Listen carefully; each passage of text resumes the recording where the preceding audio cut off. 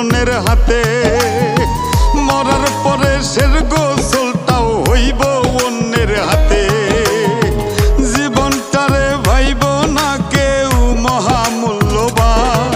মেহমান মেহমান দুই দিনের এই দুনিয়াতে সবাই মেহমান। মেহমান মেহমান দুই দিনের এই দুনিয়াতে সবাই মেহমান।